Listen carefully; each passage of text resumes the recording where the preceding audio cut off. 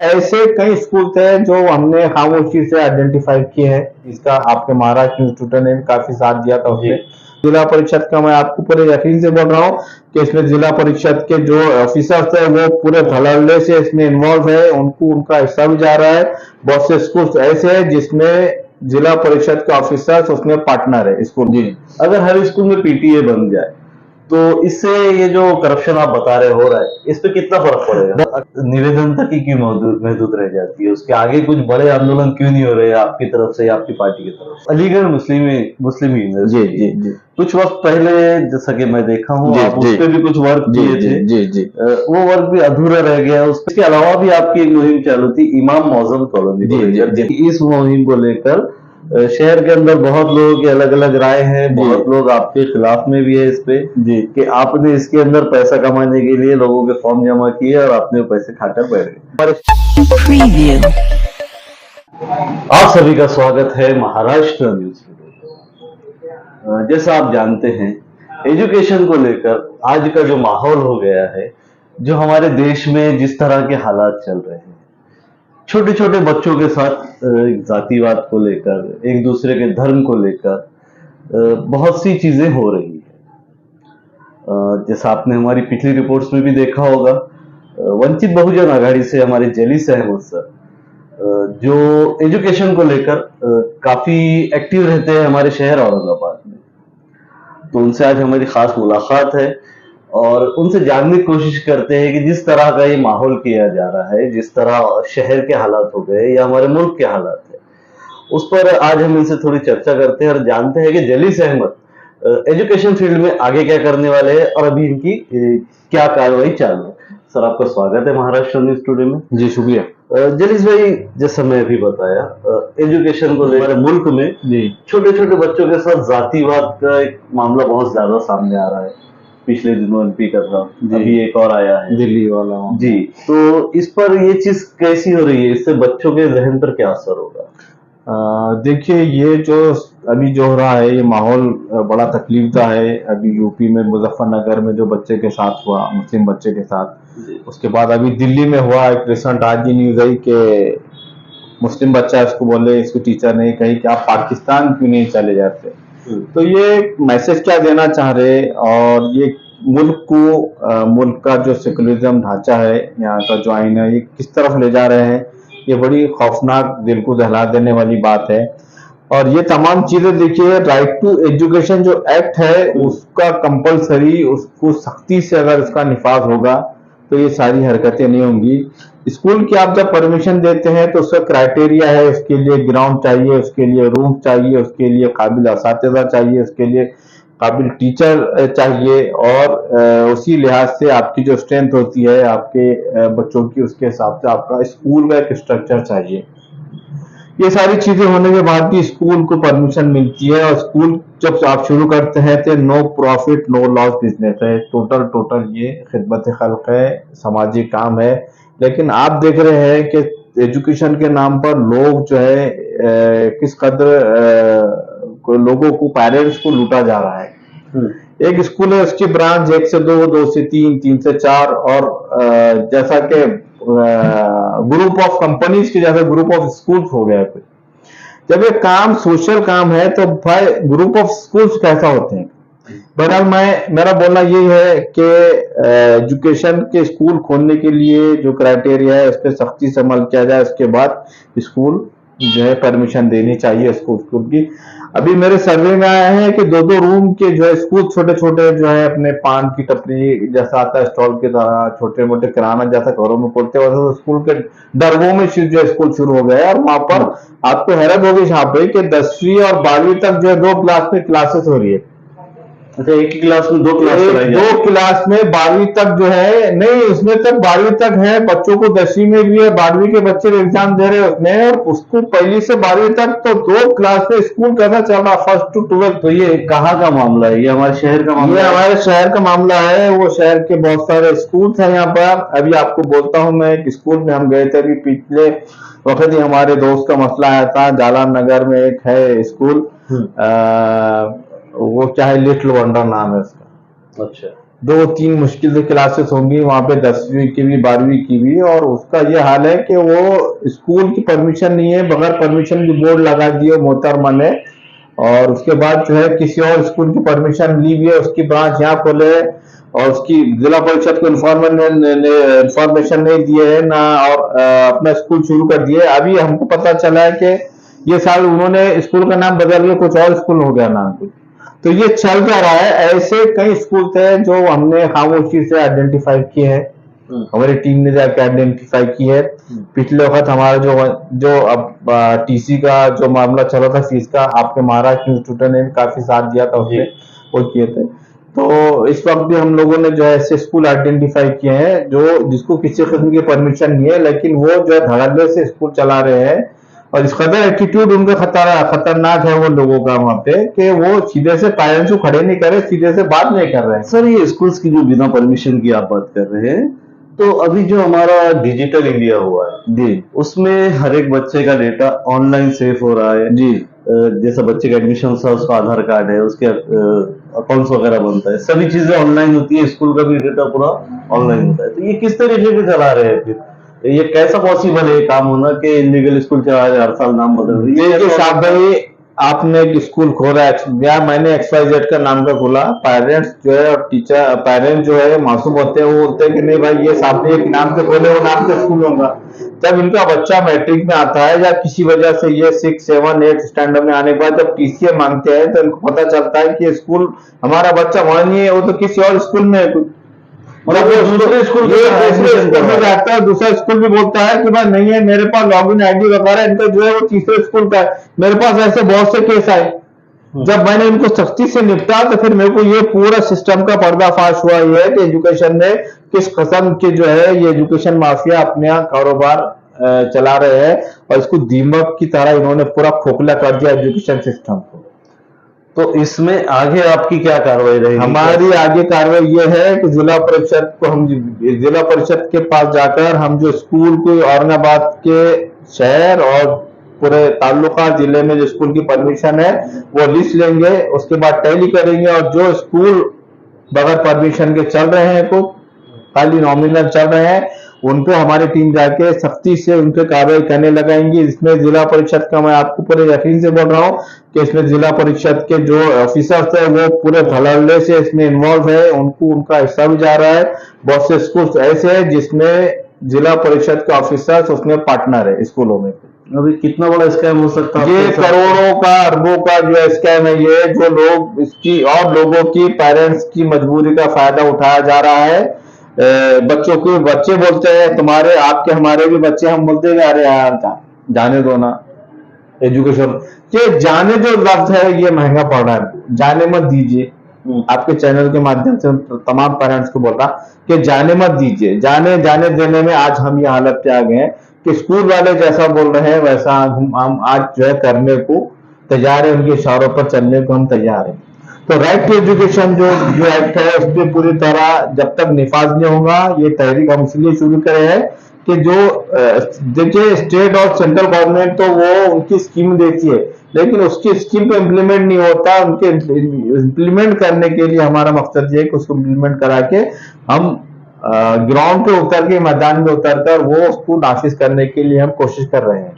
जलीस जी, जैसा आपने इससे पहले भी काफी बार आपकी बाइट में मैं सुना हूँ, आप मेरे चैनल पे ही बताए, PTA जो होता है पेरेंट्स टीचर एसोसिएशन, जी। तो ये चीज अगर हर स्कूल में लागू हुई, जो कि अपने पास नहीं है, मैं खुद भी देखा हूँ, अगर हर स्कूल में PTA बन जाए तो इससे ये जो करप्शन आप बता रहे हो रहा है, इस पे कितना फर्क पड़ेगा? बहुत ज्यादा फर्क पड़ेगा। देखिए उसमें एग्जीक्यूटिव पेरेंट टीचर एसोसिएशन है, एस्टेब्लिश करना जरूरी, बहुत कंपलसरी है। हमने पिछले साल जब इस पे काम किया था तो देशमुख साहब ने जो एजुकेशन ऑफिसर है यहाँ के, उन्होंने तमाम स्कूल वालों को बोला था कि executive parent teacher association establish करके उसकी डिटेल्स हमको दो और अपने पास रखिए। जब तालीमी साल शुरू होता है तो उससे तकरीबन 1.5 से 2 महीना पहले जो है ये पेरेंट्स एसोसिएशन लेके उसकी जो भी सिस्टम होता है उसमें जो भी आप फीस ठहराते हैं ये सारी चीजें लेकर जो है आपको आवेदन करना पड़ता है।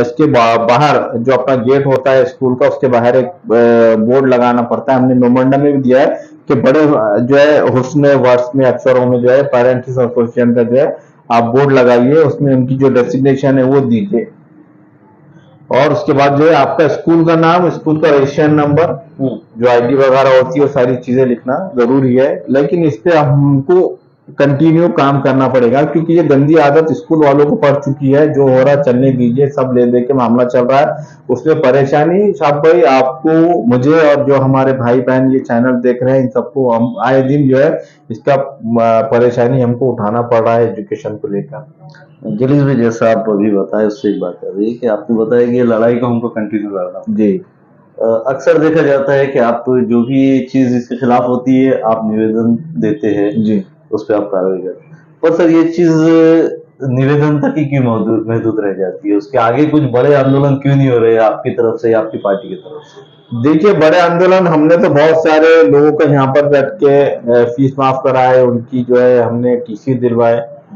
लोगों के। बहुत से स्कूल्स तो ऐसे बेचारे गरीब लोग आए जिनके बच्चे मैट्रिक में फीस नहीं होने की वजह से स्कूल वालों ने जो है उनके मैट्रिक में उनका फॉर्म नहीं भरे, उनको हॉल टिकट नहीं दिए। खैर उनका कुछ लोग तो ऐसे भी आए जिनको बेचारे 2-2, 3-3 साल हो गए, उनको मैट्रिक में उनके बच्चों ने फीस की वजह से एग्जाम नहीं दिए, 5-5, 6-6 हजार, 4-4 हजार की फीस बाकी है। खैर ऐसे स्कूल वालों को तो हमारे पास लिस्ट है, हम उनको तो बहुत सख्ती से निपटेंगे। जब तक वो स्कूल वालों का परमिशन रद्द नहीं होती, हम जब तक चैन से नहीं बैठेंगे। वो स्कूल वालों का जो है हमने खबर खुद दी है, कुछ स्कूल के औरंगाबाद के जो है बड़े अच्छे स्कूल उनको नाम लिया जाता है, लेकिन उनकी हरकत हमारे पास आई है तो हम हाईकोर्ट में जाके रिट पिटिशन डालेंगे। और वो जो बच्चों का नुकसान हुआ, और अभी भी जो है उनकी वजह से जो बच्चे मैट्रिक पास हो गए हैं, उनके एडमिशन उन्होंने टीसी और मार्क में नहीं दिए हुए, वो शिकायत हमारे पास मौसूल हुई है। तो ऐसे लोगों को भी, ऐसे स्कूल वालों को भी हम कैफारे किरदार तक पहुंचाएंगे। जब तक वो स्कूल बंद नहीं होता और उन पर एफआईआर दर्ज नहीं होती राइट टू एजुकेशन में, हम खामोश से नहीं बैठेंगे। हम खामोश नहीं बैठे हैं शाह भाई, हमने अभी थोड़ा ये लेके हम तैयारी कर रहे हैं। ये जो है ये आने वाले तूफान की खामोशी है जो वंचित बहुजन आघाड़ी की तरफ से होने वाली है। तो हम ये एजुकेशन सिस्टम को सीधा करना चाह रहे हैं, जैसा कि राइट टू एजुकेशन ने दिया है, लोगों का जो हक है उनको मिलना चाहिए। अच्छा सर, एजुकेशन से रिलेटेड एक आपसे मेरा एक और सवाल है। जो अलीगढ़ मुस्लिम यूनिवर्सिटी जी जी कुछ वक्त पहले, जैसा कि मैं देखा हूँ, आप उस पर भी कुछ वर्क जी किए थे। जी जी वो वर्क भी अधूरा रह गया, उस पर आगे कुछ कार्रवाई होगी कि हमारे शहर में यूनिवर्सिटी आ सकती है, अलीगढ़ मुस्लिम यूनिवर्सिटी? देखिए, जहां तक अलीगढ़ मुस्लिम यूनिवर्सिटी का सवाल है तो इंशाल्लाह सुम्मा इंशाल्लाह हम वो ख्वाब शर्मिंदा ताबीर करेंगे। साबिर 2019 में जब मैं दिसंबर में 2019 में मैं वहां गया था अलीगढ़ की वीसी साहब से मिलकर आया मैंने, और अलीगढ़ मुस्लिम यूनिवर्सिटी का जो है एएमयू फॉर औरंगाबाद मैंने मूवमेंट शुरू की थी, उसमें काफी अच्छे लोग उसमें जमा हुए थे। वहां के जाके वीसी साहब से मैंने मुलाकात किया और उन्होंने बड़ा अच्छा पॉजिटिव दिया। उन्होंने बोले कि आपके जो कलेक्टोरेट है यहाँ का औरंगाबाद का, वो और यहाँ की स्टेट गवर्नमेंट जो है हमारा साथ नहीं दे रही है और वो प्रॉपर हमको रिस्पॉन्ड नहीं दे रही है। वो तरफ से तो पूरा सा देखिए, सूली भंजन में जो खुलदाबाद में है वहां पर तकरीबन 125-200 एकड़ के करीब जो है जगह अलॉटमेंट हो चुकी है। और इसी साहब ने बोले कि जगह का तयन हो चुका है और खाली आपकी स्टेट गवर्नमेंट की तरफ से जो है हमको सपोर्ट चाहिए, बाकी तो हम लोग देने के लिए रेडी है। वहां से फिर मैं यहाँ औरंगाबाद आया आने के बाद, लेकिन हालात ऐसे हो गए, फिर यहाँ आने के बाद सीएनआरसी का मसला उठा, फिर मैंने जो है यहाँ पे शाहीन बाग की शुरुआत की। इसलिए अलीगढ़ मुस्लिम यूनिवर्सिटी का रह गया। उसके बाद जो है फिर मैंने दोबारा सीएनआरसी का जब शाहीन बाग का मामला थमा, मैंने Aligarh AMU for Aurangabad, Aligarh Muslim university for Aurangabad का सब सेंटर के लिए मैंने यहाँ पे दोबारा शुरू किया। कुछ हमारे शहर के लोग हैं, अच्छे लोग हैं, जिसने इसको रोकने के लिए, यूनिवर्सिटी नहीं आने के लिए, मैं उनका शुक्रिया अदा कर रहा हूँ। मुझे बहुत ज्यादा परेशान किए, कई साजिशें की उन्होंने कुछ रोकने की कि भाई ये अगर एएम यूनिवर्सिटी यहाँ आ जा रही है तो उनका जो क्या बोलेंगे उसको, थोड़ा क्रेडिट उनका मामला कम हो जाएगा, कहाँ इसको क्रेडिट मिल जाता। लेकिन मैं अल्लाह ताला क्रेडिट के लिए नहीं कर रहा, एक बड़ी चीज जो है मुस्लिम कौम के लिए यहाँ आने के लिए मैंने साफ नियत से काम किया था और अल्लाह ताला ने उसमें जो है मुझे कामयाबी भी बख्शी है। उसमें कुछ मैं भी बताऊंगा नहीं, कुछ दिन के बाद जो आएंगी। खैर भाई ये है इसमें कि अपने ही जो है कौम के लिए जो यूनिवर्सिटी के लिए अगर दी गई थी तो हमारे पास के कुछ ऐसे लोग हैं लीडर है या फिर आम लोग? लीडर है, पॉलिटिकल शख्सियत है, समाजी शख्सियत है, जिन्होंने जो है एक दूसरे हमारे भाई को खड़े करके जो है वहां पे प्रपोजल डालने लगाए। उन्होंने अलीगढ़ मुस्लिम सिटी एएमयू फॉर औरंगाबाद, जो औरंगाबाद लोगों की आवाम की जगह है, उसी जगह पर गट नंबर 4 पर दूसरे एक नाम नया सोसाइटी वाले को खड़ा करके प्रपोजल डालने लगाए ताकि एएमयू की जगह उस सोसाइटी को मिल जाए। लेकिन आपके चैनल के माध्यम से मैं ये बोलना चाहता हूं कि उनका ख्वाब भी रहेगा। अलीगढ़ मुस्लिम सिटी इंशाल्लाह सुमा इंशाल्लाह सूली भंजन खुलदाबाद में ही आएंगे और हम उसको लाकर ही यहाँ पर दम लेंगे। उनकी सारी साजिशें जो है वो चंद दिनों की जो है ऑक्सीजन पर है, उसके बाद वो खत्म हो जाएगी। कुछ नाम आप बता सकते हैं कि जैसे कौन लोग इसमें अड़थड़ा डाल रहे हैं? कुछ है अल्लाह के बंदे, हमारे लोग ही है, कुछ दूसरों का हिम्मत होती है उसमें डालने की, साहब अपने ही लोग हैं जो उसमें अड़थड़ा डाल रहे हैं। खैर कोई मसला नहीं है, हम जो है खैर मकदम करते हैं, उनका वेलकम करते हैं कि आप भी आ जाइए, कोई मसला नहीं है। अच्छा सर, ये हो गई एजुकेशन की बात। इसके अलावा भी आपकी एक मुहिम चालू थी इमाम मौजन कॉलोनी। जितने भी मौजन हैं हमारे पास के इमाम हैं, उन लोगों को आपने वादा किया था कि एक घर मिलेगा और उनकी एक अलग कॉलोनी बनेगी। आपके पास शायद बहुत सारे फॉर्म्स भी भर कर दिए थे लोगों ने, काफी वक्त हो गया सर, उसका भी अपडेट नहीं है कुछ। देखिए ये 2020 से जो है कोरोना के बाद से मैंने ये सोचा कि यार ये जो है मौलाना जो अपने पास से, देखिए खास बात यह है कि अपने पास इमाम मौजन और मजहबी तालीमात से जो लोग जुड़े हैं ये देहात से ज्यादा आते हैं। देहात से आने के बाद उनका सबसे बड़ा मसला रिहाइश का होता है, और औरंगाबाद में आने के बाद यहाँ पर चूंकि किराया बहुत ज्यादा है, किराया है, और वो मैक्सिमम लोग जो है ज्यादातर जो हुफाज इकराम है और मौजन है, ये वहां से आकर रूरल एरिया से आकर यहाँ पर किराए के मकानात लेते हैं। अब उनकी मुख्तसर होती है, जो पेमेंट होती है तनख्वाह मुख्तसर होती है, उसमें बेचारे वो सर्वाइव कैसा करेंगे। खुद के अखराजात है, बीमारियां है, दवाखाने, बच्चों की तालीम है, दूसरे अखराजात है, महंगाई जो है आसमान को छू रही है। तो ख्याल है उसी को लेकर मैंने जो है फिर सीओ साहब जो है वक्फ बोर्ड के, उनसे मुलाकात किया। उसके बाद फिर नवाब मलिक साहब जब मिनिस्टर थे, उनसे मुलाकात करके उनके सामने प्रपोजल रखा कि साहब आप जो है वक्फ के अराजियात पर इमाम मौजन कॉलोनी आप बसाने का एक शुरू कीजिए। उन्होंने बोले कि ठीक है, आपका प्रपोजल अच्छा एंट्री करेंगे, मगर वो हुकूमत चेंज हुई, नवाब मलिक साहब नहीं रहे।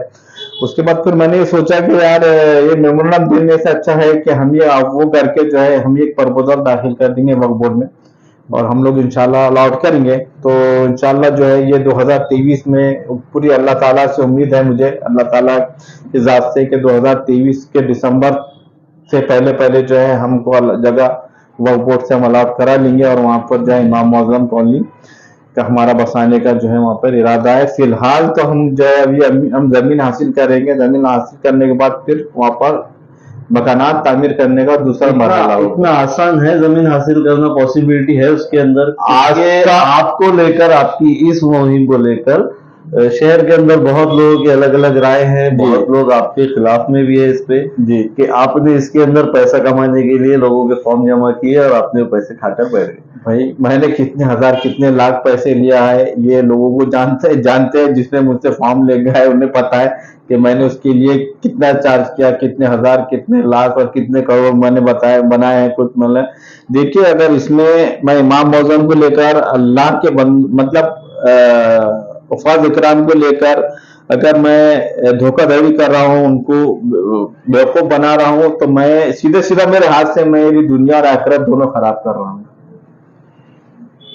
बात यह है, और अल्हम्दुलिल्लाह हमारे पास जो है ऐसे टोटल 550 के करीब जो है हमारे पास 526 लोगों ने फॉर्म यहाँ पर लाकर दाखिल किए हैं। ऐसे हजरात जो जिनके खुद के मकानात औरंगाबाद में नहीं है, उनके प्लॉट नहीं है, वो उनकी यहाँ पर जगह नहीं है, तो ऐसे 550 इमाम मौजन और उसके बाद आपके मुदर्रिस जो उस्ताद जो है वो है, और उसके अलावा मौजन जो ज़ईफ हो चुके हैं, अब खिदमत अंजाम नहीं दे रहे हैं, तो ऐसे लोगों को शामिल किया है। उसके अलावा हमारी बहनें जो दीनी तालीम से जुड़ी है, मुल्लिमा है, वो उन्होंने भी, हमारी बहनों ने भी जो है यहाँ पर आकर जो है हमारे पास फॉर्म भरे हैं। इंशाल्लाह हमको अल्लाह ताला से कभी उम्मीद है परवरदिगार की जात से कि हमें इसमें कामयाबी जरूर मिलेगी। काम मुश्किल है लेकिन नामुमकिन नहीं है साहब। जगदीश भाई, एक और मुद्दे पर आपसे बात करना थी मुझे। जी जैसा कि पिछले वक्त में प्रकाश अंबेडकर साहब की भी वक्फ की प्रॉपर्टी को लेकर काफी बयान हो रहा है। वंचित बहुजन आघाड़ी वक्फ को लेकर कुछ काम करने की, मुहिम छेड़ने की जी तैयारी में, ऐसा मेरे पास इंफॉर्मेशन। जी जी तो ये चीज कहाँ तक सही है, और हमारे शहर में जो वक्फ की जगह है उस पे आप लोग वंचित की तरफ से क्या काम करने वाले हैं? देखिए, वंचित बहुजन आघाड़ी का जनाब प्रकाश अंबेडकर साहब ने का भी ये मुझे आदेश हुक्म हुआ है कि आप जो है वंचित बहुजन आघाड़ी के जरिए इंतजाम जो है एक तहरीक शुरू कीजिए, तहरीक तहफ़्फ़ुज़ औक़ाफ़। ये जो हम उसके वंचित बहुजन आघाड़ी के जरिए इंतजाम शुरू करने वाले हैं, कुछ उसका बहुत जल्द ऐलान हो जाएगा। उस पर हम वक्फ अराजियात पर जो भी नाजायज कब्जेजात हुए हैं, और हमारा टारगेट ये होगा कि गवर्नमेंट ऑफिसेस, जो वक्फ काफी गवर्नमेंट ऑफिस से जो वक्फ बोर्ड की जमीन पर अराजियात पर जो है काबिज है, वो किराए भी नहीं दे रहे हैं, और उनकी वो रेगुलाइज भी नहीं हो रहे कुछ आगे करने के बाद जो इनको रेगुलाइज करे। तो ऐसी जगह हमारा टारगेट है वहां पे करने। तो इसमें हम वक्फ बोर्ड के साथ मिलकर वक्फ बोर्ड को सपोर्ट करेंगे, और ऐसे जो इमलाक है, मिल्कियत है वक्फ बोर्ड की, जहाँ पर गवर्नमेंट ऑफिस है और जो लोग ने कब्जा करे हैं उसको खाली कराने की हम कोशिश करेंगे। और कुछ अराजियात ऐसे है मौके की जगह पर है वक्फ बोर्ड के, जहाँ पर जो है वक्फ बोर्ड को वहां से किराया या फिर कुछ डेवलप करे तो अच्छी वहां से आमदनी हो सकती है। तो उस पर इंशाल्लाह हम जो है काम बहुत जल्द काम शुरू करने वाले हैं। अच्छा, घाटी की जगह का अक्सर आता है कि वक्फ बोर्ड की जगह में यहाँ पर घाटी वाले ये कंस्ट्रक्शन कर रहे हैं, दरगाह में ही आ रहे हैं, जी, उस पर आप क्यों नहीं आते आगे? देखिए, वक्फ का घाटी का जो है, और अभी मेरे पास आज ही जो है वक्फ मालमत्ता सुरक्षा फोर्स वालों ने मुझे एक मेमोना में कॉपी मुझे दी है। उस पर जो है हम कार्रवाई करने हैं। उसमें आर्कोलॉजिकल सर्वे ऑफ इंडिया वाले, क्योंकि लाल मस्जिद का मसला है वहाँ पे, जो एएसआई में उसका रजिस्ट्रेशन है, उसको घाटी को और बीएनसी को जो है हम कल मेमोरेंडम दे के उनसे जवाब पूछने वाले हैं कि आपके पास जो आप बीएनसी वालों को, कि आप यहाँ पे जो बिल्डिंग बना रहे हैं, ये ऐसा जो मॉन्यूमेंट से मीटर पर दूर आना चाहिए, आपने वहाँ पर कॉलम क्यों खड़े किए, आपने गढ़ा किए, आपने एएसआई का जो एक्ट है उसका उल्लंघन किया। उसके बाद बीएनसी से भी पूछेंगे कि भाई आपने परमिशन लिए क्या महानगर पालिका से इसकी, आपकी प्यार, आपके जो है पलन, आपके जब बताइए, आपके अगर आपके पास कागजात नहीं है तो फिर आपके काम कंस्ट्रक्शन कैसा कर इलीगल। और वक्फ बोर्ड को भी हम ये बोलने वाले हैं कि आपकी जो जगह है आप उसको आइडेंटिफाई करके रखिए। और इस किस्म की अगर आपके पास शिकायत आ रही है, कोई शिकायत कर रहा है, जैसा कि लाल मस्जिद की वक्फ मालमत्ता सुरक्षा फोर्स ने आइडेंटिफाई किया यहाँ पे इलीगल कंस्ट्रक्शन हो रहा है, तो आपको इस पे इमीडिएट एक्शन लेना चाहिए। जो भी कंसर्न अथॉरिटी है, जो भी उसके इलीगल कंस्ट्रक्शन कर रही है, जो भी है, तो उसको इमीडिएट आपने नोटिस देना चाहिए, उसको इन्फॉर्म करना चाहिए, उससे नेसेसरी डॉक्यूमेंट मंगवाना चाहिए कि आपने एनओसी लिए वगैरह को। तो वक्फ बोर्ड वालों को भी एक ऐसा शोबा बनाना चाहिए जो इमरजेंसी में इमीडिएट जो है एक्टिव होना चाहिए, इमीडिएट उन्होंने एक्शन लेना चाहिए, ताकि उस पर जो भी कंस्ट्रक्शन वगैरह हो रहा है तो वक्त रहते उसको रुका सके। अच्छा सर, आखिर में मेरा आपके जो ये सवाल रह गया पॉलिटिक्स को लेकर। जी, अभी आपका सोशल वर्क का था, आपकी पार्टी वंचित बहुजन आघाड़ी जी, जो एक वक्त में औरंगाबाद में जगह रखती थी, जो नाम था, जी, जो लोग पसंद कर रहे जी, थे, उसमें कहीं ना कहीं कमी आई है। लोगों को, आपकी पार्टी को लेकर लोगों की राय में तब्दीली आई है कि आप लोग उस तरह से काम नहीं कर रहे जैसे स्टार्ट में आपने पार्टी फैलाने के लिए किया। अभी आपके वर्क में कमी आई है। मुझे नहीं लगता, मुझे आगे असल में पार्टी में 1.5 साल हुआ है, और 1.5 साल में तो हमने एजुकेशन को लेकर, सिविक्स वर्क जो रहा था उसको लेकर, सोशल काम को लेकर, पॉलिटिकल से ज्यादा तो हमने सोशल काम किए। मैं आपकी हद तक नहीं बोल रहा हूँ, मैं आपकी पार्टी के बारे में बात कर रहा हूँ कि आपके पार्टी के सभी पदाधिकारी नजर आते हैं, सिर्फ निवेदन देने तक सब लोग नजर आते हैं, उसके बाद ग्राउंड पे कोई भी नजर नहीं आता। नहीं, ऐसा नहीं है। निवेदन भी देखिए एक किस्म की मजम्मत की होती है, कुछ कहीं ना कहीं समाज के लिए अगर कोई चीज बुरी हो रही है तो मेमोरेंडम भी देना, निवेदन भी देना। एक पार्टी तो चलो उतना एक्टिव हो रही है, उसके बाद जो है आप लोगों की तवक्कात बहुत ज्यादा, ख्वाहिशात बहुत ज्यादा रहती है लोगों की, और मगर उसपे कुछ है लोगों के कि अगर पार्टी उसमें खरी नहीं उतरती, अगर कुछ भी किया है तो कुछ लोग दो नजर से देखते हैं, पॉजिटिव है नेगेटिव भी कुछ। तीव्र आंदोलन, जी, जो अक्सर आपके पास से, आपकी पार्टी की तरफ से वर्ड आता है कि अगर इस पे अमल नहीं हुआ तो हम तीव्र आंदोलन करेंगे, वो आंदोलन सर हो नहीं रहे। काम हो जाता नहीं, सिर्फ तीव्र आंदोलन की जरूरत ही नहीं पड़ती हमको। बीच में देखिए किराड़पुरा का जो मामला था उसको लेकर हमने किए थे, जी हमने डिविजनल कमिश्नर डॉक्टर बाबा साहब अम्बेडकर के पुतले से लेकर जो है हमने डिविजनल कमिश्नर तक एक मार्च निकाला था। उसमें जो 2 लोग हमारे शहीद हुए थे, इसमें एक मुनीर साहब थे और उसके बाद समीर जो बच्चा है, नौजवान बच्चा है, तो उसकी मौत हुई थी। उसके इंसाफ के लिए हमने एक बड़ा मार्च निकाला था, जिसपे हमारा अच्छा इम्पैक्ट हुआ। स्टेट गवर्नमेंट तक हमारी बात पहुंची, वहाँ पर से काम चल रहा है। हम जाकर वक्तन वक्तन डिविजनल कमिश्नर से उसकी मालूमात भी लेते हैं। सर, जैसा आप बता रहे हैं मामले का, इस पे जितनी रिपोर्टिंग मैंने किया हूँ शायद ही किसी ने किया ये मामले के ऊपर, तो थोड़ी तफसीलात मेरे पास है इसमें। सर, इसमें जो एफआईआर के अंदर है, 2 धर्मों के 250-250 लोगों के ऊपर एफआईआर दर्ज है। जी जी पर इसमें अभी तक भी कार्रवाई सिर्फ वन साइड हुई है। उसको लेकर आंदोलन क्यों नहीं हुआ है कि एक ही धर्म के लोगों को, एक ही साइड के लोगों को, धर्म विशेष के लोगों को इसमें अरेस्ट किया गया है अभी तक? उसके अलावा एक भी ऐसा पूछताछ के लिए भी नहीं बुलाया। इसकी एफआईआर ये हुई थी कि इसमें जो है 2 धर्मों में, हिंदू और मुस्लिम में जो है ये हुआ, झगड़ा हुआ, लड़ाई हुई, यहाँ पे पत्थरबाजी हुई और उसके बाद सिर्फ और सिर्फ मुस्लिम समुदाय पे इस पे कार्रवाई हुई, हिंदू समुदाय पे नहीं हुई। अगर पुलिस खुद ये कहती है तो दोनों के समुदाय की गिरफ्तारी होना चाहिए और दोनों पे एफआईआर दर्ज होना चाहिए। ये बड़ी अच्छी बात है यहाँ पर। लेकिन ये जो काम है, अभी हमारे पास के सियासी लोग जो है कुछ जो लेकर अभी सत्ता पे है, जो अभी कुछ पोजीशन पे बैठे हुए हैं, तो वो लोगों को चाहिए कि भाई इस पर जाके आप जो है एक हाईकोर्ट में पिटीशन दाखिल कीजिए और उस पर अगर काम कीजिए। इस पर था, लेकिन कुछ लोग मुझसे कांटेक्ट में आए, हम लोग इस पर एफआईआर, हम लोग जो है इस पर पिटीशन दाखिल करने वाले थे, माननीय हाईकोर्ट के पास जाने वाले थे। लेकिन हमारे जो करीबी कुछ लोग थे, 3-4 हजरात आए, उन्होंने बोले कि जल्दी से हमारा इस पर काम 70-80% तक मुकम्मल हो गया और हम जो है इसमें हाईकोर्ट में इस पर पिटीशन दाखिल करने वाले हैं। तो हमने बोले ठीक है भाई, आप कीजिए इस पे, क्योंकि इंसाफ होना चाहिए। ये क्रेडिट का मामला नहीं है, जो भी हुआ गलत हुआ। 2 जाने गई, कहीं जो इसमें गाड़ियां जली और बहुत सारी इसमें जो है बातें सामने आई और कुछ अफवाहें भी सामने आई। तो इसका जो है क्लियरिफिकेशन होना जरूरी है, ताकि हाईकोर्ट में जाने के बाद हाईकोर्ट ऑर्डर देगा और इसका दूध का दूध, पानी का पानी हो जाएगा। बहरहाल उसके बाद तो उन्होंने कुछ किए नहीं और फिर हमको भी आगे करने का मौका नहीं मिला। तो हम जो इंशाल्लाह, आपने जिस जानिब तवज्जो मेरी मबजूल करवाई, तो अब हम कल से उनसे पूछते हैं कि आप आगे का कार्रवाई करते हैं ना, तो फिर आप मत कीजिए। हम आगे के हाईकोर्ट में जाकर जो है इस पे एक चौकसी कमेटी बिठा के, या फिर जो भी माननीय हाईकोर्ट हमको आदेश, जो भी गवर्नमेंट को आदेश देगा, पुलिस डिपार्टमेंट को देगा आदेश, तो हिसाब से आगे काम होगा। बहुत शुक्रिया साहब वक्त देने के लिए। जी, तो ये थे जलीस अहमद साहब, जिनसे एक तफसीली मुलाकात लेने की हमने कोशिश की है, पर वक्त की कमी की वजह से अभी इस इंटरव्यू को खत्म करना है। और भी बहुत सारे सवाल थे मेरे, जिस पर काफी तफसीली बात की जा सकती है। तो अगली बार हम फिर कोशिश करेंगे कि जलीस अहमद को आपके सामने लेकर आए। ऐसे ही और मुद्दे देखने के लिए हमारे चैनल से जुड़िए, हमारे चैनल को सब्सक्राइब कीजिए, इस वीडियो को लाइक कीजिए और ज्यादा से ज्यादा शेयर कीजिए। मैं शहाब यासीन, महाराष्ट्र न्यूज टुडे, औरंगाबाद।